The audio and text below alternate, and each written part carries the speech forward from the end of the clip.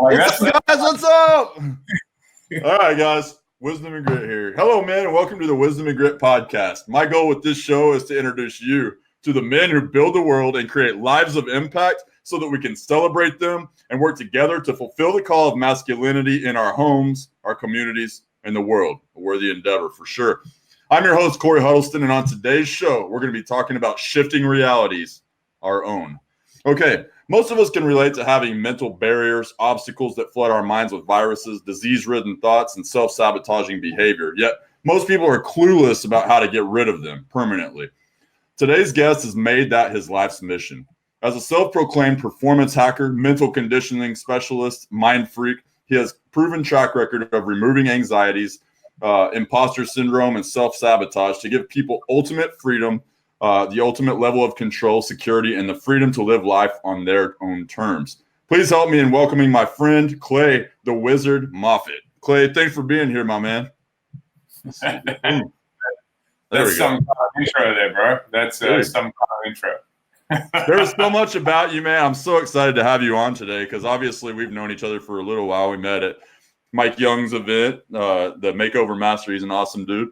And there's something special about you, man, that I connected with right out of the gate that I was just like, dude, I really love this guy. There's not really a lot to not like about you, but I feel like, you know, at least from my perspective, we had a good solid bond there. And, you know, I'm happy to have you on here to kind of dive into your fascinating life, man, and kind of expose the realities of what's, you know, what is real and, you know, how people kind of exist in this world with these paradigms that we create for ourselves and how you're constantly in the middle of that, helping them reformulate that and all that. So thanks for being here, man. Dude, it's a pleasure, man. It's an absolute pleasure. It's an honor. It's a privilege. And it was definitely a mutual feeling at the Makeover Method, 100%. That's awesome, feeling. Man. So where are you at right now? Just so we know. I'm back in Phuket, Thailand. Okay, Thailand, yeah. And you're originally from Australia, right? Yes, sir, I am. Yeah, so you're a man. I mean, like every time I talk to you, I mean, obviously you're living in Thailand now and you have been, but you, even with that, you don't particularly just stay there. Like you travel all over the world at any given time, it seems. Yeah, so I'm usually traveling for like 6 to 8 months a year.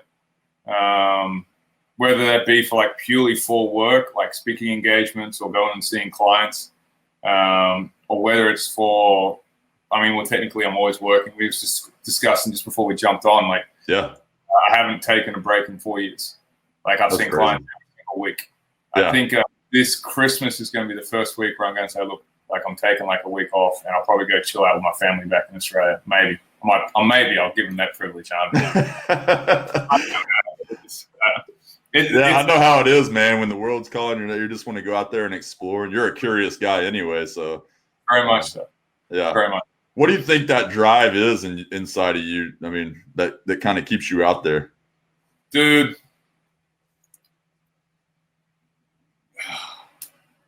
Have you ever felt like you're an outcast? Oh, yeah, all the time, dude.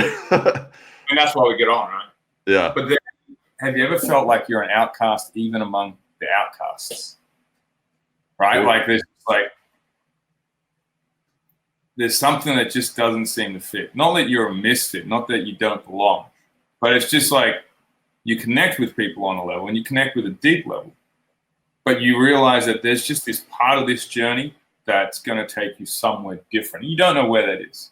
Right. And for me, like it started a long time ago, man. I couldn't communicate. I really couldn't. You could call me an asshole if you want. I apologize for not allowed to swear. Please tell me, shut up. But I was a juvenile delinquent, man. You know, I really was. I didn't fit in school. I had a massive problem with authority, but when I started to realize it's not a problem with authority, it's a problem with perceived authority. Yeah. If I respected someone, I would shut up and I'd do what they told. But if I didn't respect someone, just because they held a position of power didn't mean that I was going to do what they said. Now, joining the military with that kind of attitude is not the most ideal situation to do. I mean, it's kind of work. You kind of have to do what you're supposed to do. But I'm a curious guy, man. I'm surprised I'm still alive. I remember being under my bed when I was growing up at home, and I grabbed a wire coat hanger and I shoved it in the PowerPoint and I turned it on to see what would happen. Wow. Shorted the whole house, blew the whole thing up. And, like, my mom kicked my ass, but I was just like, oh, I want to see what happened. I don't know, man. I'd love to tell you where I got it from, but I've always just been like someone that kind of pushes the limits without even knowing that I was pushing the limits, right? I didn't know at that time that if I had held onto that thing, no more clay. Yeah. Right? That would have been game over. I didn't Yeah. know that. That's why my mum got so angry. She didn't really care that I blew the house. I mean, she kind of got pissed off with the house, but she got all frustrated because she was scared for me. Right? And yeah, dude, it's just, I guess for the longest time I was chasing like a freedom. Yeah. You know, like I left school because I didn't have freedom, and like I graduated and I passed and I joined the military. I'm like, you know what? I'm going to get a certain kind of freedom, and I'm going to give other people freedom. I'm going to go to war and do that. And I did. I went to Iraq and served over in Iraq, and you know, that's another story for another day. But then I came back and I left the military because I didn't want to be involved anymore. I was like, okay, we're good to go. And so I left the military and I started chasing a different kind of freedom, which was money. And I started working in oil and gas, right? And so I started making good money. But then after about 8 years again, I realized that that also wasn't the kind of freedom that I was looking for, you know? And I realized that it was a different kind of freedom.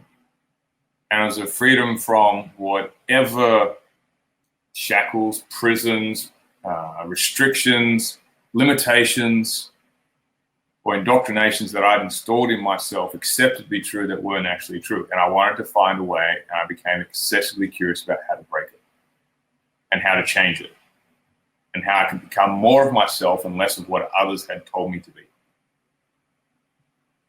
That's really good, man. I mean, it's funny because as you're saying that, I mean, I recognize that inside of myself 100%. There's always this, like, what does it look like on the other side, you know, and like, why do we do the things that we do? I'm constantly asking myself these questions, you know, I'm just entirely fascinated by these cultural systems that we see. I mean, literally everything we see is just the manifestation of someone else's imagination, however lazy their imagination or however grand, right? I mean, depending on what it is. And it's like, there's a part of me that's like, everything that I'm creating, I want to be the guy creating the reality, right?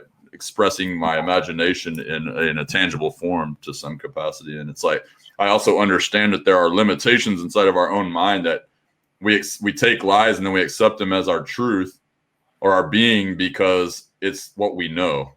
And it's what's around us because it's the environment that we've cultivated. So I'm extremely fascinated, and just from what I've seen from you in minor here and there, you know, type stuff, but also just the idea of what the power that our minds have, right? The capacity and the capability that our minds have for creating all of these things. So, so you all of that kind of that curiosity and all that stuff kind of led you to a hairy situation where you kind of were without an ID, you know, and all this kind of stuff, and kind of stuck in a situation that most people don't want, right? Yeah, well, I mean, getting arrested in a foreign country and thrown in jail is not exactly the ideal idea of fun. You know, everyone's like, "Oh, let's go do that for a bit of a kick." Sure. That was a pretty interesting time. My dad got diagnosed with cancer. I just taken a new job, and the job required me to go overseas. And it was about that day or the day before, and everything started like stacking up, and the operation became more and more serious, and it was taking a pretty heavy toll on me. And so I decided to go out with some of the guys and we'd like just go down to the bar and, you know, get some drinks. And I don't know if you know much about Oz, Corey, but a pint of beer in Oz at that time was about $10 for a pint of beer. Oh, wow. So I'm going to take $20, 2 pints of beer, then I'll be good. Well, the bar we went to basically had like $2 pitcher night. Oh, wow. So $20 kind of went a lot further than two pints. And so I ended up getting pretty hammered drunk, finding myself in the wrong house because I went to the wrong house. And I broke into the wrong house trying to get out of the freezing cold. Jeez. And almost got shot to death in the process. And I got thrown in jail. And I was so drunk that when I came to the next day, I got up out of the bed and went to try and open the door to walk out, thinking that I was like still dreaming. Dang. And the person in the cell next to me just started laughing, saying, "Man, you must be one crazy son of a bitch." That's crazy, man. Processing cell, man. I was in there for around about 72 hours, all this process. And obviously I'm in a foreign country, right? I couldn't call home, couldn't let anyone know. But I went and spoke to one of the processing clerks and I said, look, I'm not asking for anything huge. Well, actually, technically I am. But all I'm asking for is if I can get the possibility to send an email just to let them know that I'm safe, I'm okay, and they don't need to worry. I'll get in touch with them when this is all sorted, just so they know where I am. Yeah. And she did. She let me send that. And then around about 24 hours later, they let me out. Posted bail. I'm like, okay, you've made bail. Now you need to come back to court and do all these kind of things. And so, yeah, man, that started like a pretty big journey inside. Like, you need to start looking at yourself now and have a wake-up call. Yeah, that's kind of why I brought that up, because, you know, I'm really always interested when I have people on, specifically when they have skill sets that are, you know, not typical, right? Like, it's not like going out and being able to do plumbing or something like that. It's like, what is the origin of that, the point of origin? And this, to, you know, kind of really signified that for you, it seems like, just based on, you know, some of that stuff. And it goes further back than that, man. Really? Yeah. So that was like the start of the transformation. The start of learning all the NLP, hypnosis, the language patterns and everything like that had nothing to do with it. It had to do with my lack of ability to communicate. For just like upsetting people when I wasn't even trying to upset people. Right. I just say things, man, and people would get upset. I'm like, what? Like, I'm just talking to you. How are you getting upset? How are you getting offended by what I'm saying? I don't understand. Huh. But my approach was aggressive, and it was demeaning, and it was all these things that other people were interpreting. I didn't see it that way, but they did. Yeah. And everyone else, and when I say everyone else, I'm saying everyone else. People in school, even my friends, people in the Navy, even people in the oil field before like all this stuff happened. Through all this place. One common denominator between all of that, and the only common denominator was me. So the problem was my communication. It can't be the rest of the world. When every sign looking back at you was reflecting back this image that's the same, then it's not the rest of the world. You need to look in the mirror. And I had to do that with my communication. So I started reading books on persuasion, and books on persuasion led me to NLP, and NLP led me to hypnosis. But I only got so far because I never did any work with myself. It was all just learning language patterns and learning this and doing that.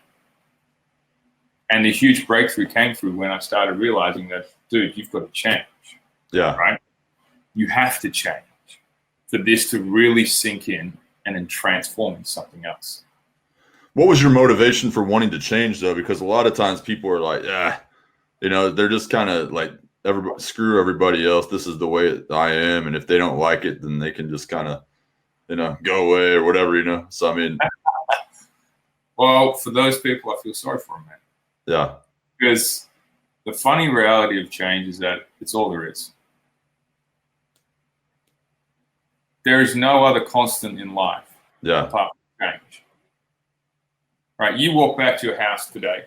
You go on your walk, because I know you do your 4 o'clock morning walks or your morning jogs, right? And you come back to the house tomorrow, and there's going to be something different about your house. You might not be able to notice it because you haven't been paying attention, but there could be like a little chip out of the mortar. There might be a flick of paint gone. It's changing. Right? You're putting more miles on your car. It's changing. Right. Putting more beats on your heart. It's changing. The only constant in any situation that you will ever face is the fact that it's going to change. Yeah. So have a load of this. These people that say they don't want to change, they're fighting what has to naturally happen. Yeah. They're fighting so hard to stay the same. And typically, if they're fighting so hard to stay the same, this is a gross generalization because they're scared. Yeah, fear. Scared I agree with that. Right? They're scared they're going to lose control and then the world's going to crumble and like henny penny, the sky is falling, that kind of thing. You know what I mean? Yeah. And it's a horrible place to be, man. I've worked with a lot of men and a lot of women. Yeah. Right? When I first started working here in Phuket, there was a couple of guys here who were ex-army, commando unit. And they came back, had some pretty crazy PTS. And I've served, I'm a return service, man. I've been active, but nothing like these guys, man. Mine was like a luxury cruise liner compared to what these guys went in. And so I offered, I said, look, man, like, you sit down, like, you did your time. You didn't get looked after by your country after you served it, so let me help you. And they choked up, man. They couldn't do it. They wouldn't accept the help because they were scared. Right? These are guys that have gone into, like, literally the flames of battle, right? With all hell breaking loose around them. Yeah. And they did that. And they didn't want to face it again. But the difference is that they didn't have to face it again. But we can walk them through it and get rid of it. Yeah. So it doesn't impact their life. But a lot of the times they come and they say, hey, man, look, I'd really love to do this. But I want to go back to how I was before. And I've worked with people with molestation, right? Men and women. And like, I'd like to go how I was before. I'm like, you can't. But I can promise you this. You can be better. Yeah. Yeah, it's interesting because it's like this desire to keep us the same, or that people are they're doing that and they're fighting this whole thing, and they don't realize that all of these things are exactly what gives them everything they want to become and they were designed to become. So it's just a proving ground, a process. But as I was doing some research just on some of the methodologies that you use, of what I'm vaguely familiar with, really, I mean, I scratched the surface in knowledge compared to you or anybody else. And I think there's a lot of misconceptions and stuff that come along with the whole idea of neurolinguistic programming and understanding what it is. Most people think that it's in the realm of like voodoo, and the same with like timeline therapy. Yeah, timeline therapy, and then hypnosis. I mean, all three of those things tend to have these connotations, right? Of where it's like, all right, you go get the Ouija board and you go get the tarot cards, and we're all going to sit around and fix Corey, right? Or whatever it is. But I mean, it's like, it's nothing like that, at least from my experience. I'm not saying that maybe there aren't situations, but Sure. What is that stuff, first of all, for anybody who's watching, who's like, dude, this weirds me out. I think it's demonic. I don't want anything to do with it. Well, firstly, I mean, depending on what your take is, I mean, anything can be seen as demonic, right? Right. And I've worked with people who are highly religious, who felt like they had a demon inside of them. We did some processes and they felt like the demon was gone. So, it can really be used in any way. And I'll use that to my advantage. If someone is extreme, for example, you, Corey, I know you're an extremely religious man, and I respect that. And you're very, very strong on your stance, and it's a beautiful thing because not many people are. So I've got respect for that. And we do disagree on some things, but that doesn't mean that we don't have respect for each other, right? Yeah, of course. Okay. Now, I know that you're a religious man, so therefore I know there's certain things that I can say to you that you'll understand and you'll respond to because of your religious beliefs. And so I will use that in a way to help you get to where you want to go, because I know that these are important things for you. These are important drivers. Yeah. Likewise, if I'm working with someone who is not religious, I know that they have a different set of beliefs. But when NLP got started, I'm only talking from hearsay here. I can't quote because I wasn't around when it got started. Of course. Yeah. But what I got told was that when the co-founders, co-developers created it, they promised a lot of psychological professors and students a lot of this certification and this kind of thing. And then it kind of went pear-shaped, and they said, no, you have to pay for it, you have to do this, you have to do that. And so it kind of caused like this branch to divide. Now, a lot of people say that NLP is pseudoscience, and I would agree. It is. I've never said it isn't. But what I will say is this. Neuroscience, the more they study it, it's starting to back up what NLP has been claiming. Yeah. Now, I'm not saying that everything in NLP is like 100% kosher, not at all. What I am saying is that the more that we're starting to understand the brain and how it works, the more they're starting to see that what NLP was claiming all those years ago, a lot of it is true. And there's one technique which is called the allergy relief process. Now, I'm going to mess up the lady's name, but she is studied at Harvard, and she is a neuropsychologist, and she went and did research with double-blind studies on this process to prove that allergies, we're talking allergies, right? So people having like anaphylactic shock because of cat fur or dander, I think they call it, or whatever it was. And 9 out of 10 had a removal of the allergy or a significant decrease in their symptoms. That's in double-blind studies. Wow. Right? Simply and that's based on belief? No, simply because what it does is it reprograms your neurology. When NLP is done correctly, it reprograms your neurology. And allergy, in a very, very gross explanation of how it works, and from the understanding that I've got from studying, is your nervous system responding to something as if it is a virus when it's not. So it sends the marching orders and it sends everything to flush. Think about when you get a cold, what happens? You start swelling up, you get all the snot coming out. Why? Because it's flooding everything out of your system. Yeah. And allergy is the exact same process for something that's not a virus. So you just need to retrain the neurology to recognize that it's not a threat. That's fascinating, man. Like, and so is hypnosis and the timeline therapy and all that stuff some version of NLP? Other way around. Hypnosis is like the granddaddy. I'm sure you're familiar with his name, Benjamin Franklin. Oh, yeah. Right. So did you know that he was the ambassador to France for a long time? Mm-hmm. Right. Did you That's know? what won us the Revolutionary War. I mean, being funded by them because of him. Right. So when he was ambassador of France, there was a gentleman by the name of Anton Mesmer. Have you heard of him? Nope. So he was known for creating miraculous feats of healing, basically using hypnosis, or what today is coined as mesmerism. And he believed in this thing called animal magnetism. And he'd basically take these magnets and he'd run them over people, and people would have like these spasms and these elations, and they'd be in a trance, and they'd be just letting go of certain things. And he used to like clear 50, 60 people a day. Benjamin Franklin went over there and said that all his theories were hocus pocus and it was fake and all this, and shut it down. He was basically, Mesmer was like the guy that was like doing massive, think of like Tony Robbins in the 1700s, Anton Mesmer. Are you saying Mesmer? Yeah, Mesmer, yeah. So is that where we got mesmerized from? Exactly. That's interesting. That's exactly where we got it. That's where we got mesmerism from, because it's like the study of like what he did. So that's kind of how that happened. And then like hypnosis was still kind of around. And then in the 1940s, 1950s, Freud kind of turned around and took this big thing about the subconscious. Now hypnosis is like this bad deal. And so hypnosis kind of like fell out the window. But that whole time, there was a gentleman by the name of Milton H. Erickson. And he is the person who was coined for creating Ericksonian hypnosis. But he never did Ericksonian hypnosis. He just had a very different way of doing things.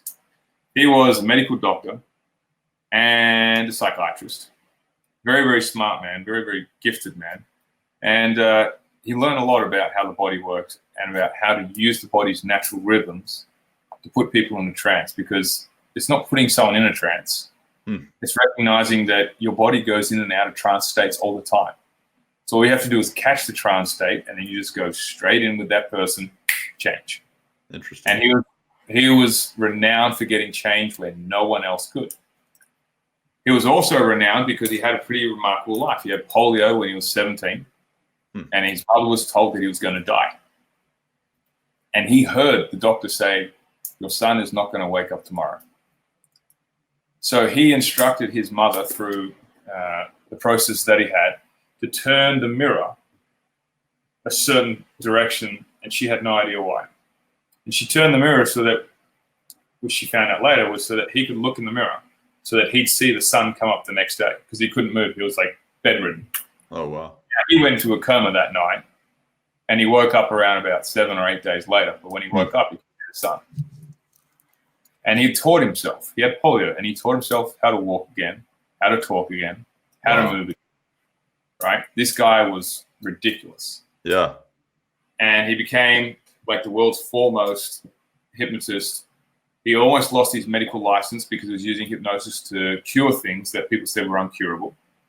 And he was using it for a whole host of things. And he's the reason why medical hypnosis is in America as it is today. Without him, no deal. Now, Dr. Richard Bandler and Dr. John Grinder, the co-developers of NLP, they modeled Erickson. And that's where the hypnosis aspect comes of NLP. They modeled him, they studied him, and they broke what he did down to like tangible bite-sized chunks where other people could try to emulate that. Then you have another lady called Virginia